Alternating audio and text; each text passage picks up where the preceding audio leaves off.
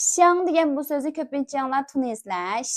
Xiangzi deymiz, ya'ni yeshik, chamdan degani bildirdi. Endi mushu xiang degan so'zning oldiga har qaysi so'zlarni qo'shib turib, turmushda ishlatiladigan chamdanga, sanduqqa munosabatlik narsalarning atalg'usini butunlay o'rganib olaylik. Birinchisi, masalan, Youxiang deb qalsak, Youju deymiz. Pochtxona degani bildirdi-ku, Youju degan. Endi Youxiang bu qalsa bu pochta sandığı degan gap. Ikkinchisi, Yao deganimiz do'rash. Nima? Yaoxiang deb qalsak, Yaoxiang doğru sandığı degani bildirdi.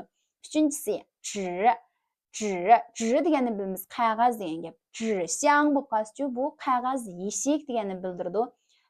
Qog'oz eshiklar shu, zhixiang qog'oz eshik. Uningda sirat bing degan muz degan gap. Bingxiang bo'lsa bu nimadan bilamiz, Bingxiang bo'lsa muzlagan sandiq shu nima? To'nglatqu, Bingxiang, to'nglatqu degani bildiradi.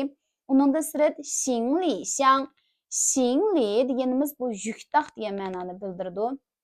Endi bundan keyingi xiangni qo'shib qo'ysaqchi, xingli yuktaq chamdini, yuktaqni saldigan chamdan bag'u so'rab mangdigan shuni ko'rsatdi. Xingli.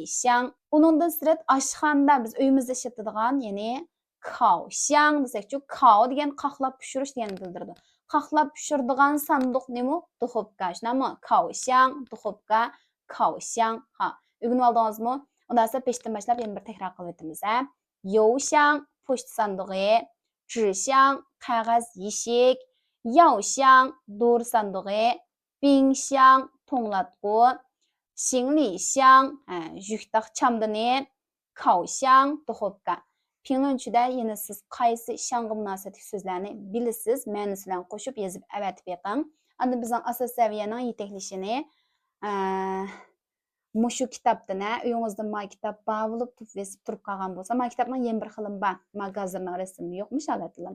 Shu kitob bo'ldi. Turib qolgan bo'lsa, asta o'rganib, endi kitobni qo'yib tashlab qo'ymay, men agishib, tez suratda ma kitobdan chiqib ketib, sal ig'isligingizni yaxshilab, turmushdagi ajizligingizdan bo'lsin chiqqidek saviyaga yetib oling. Bosh betda undar nomerim bor yoki o'zingizning nomerni qoldirsangiz bo'ldi.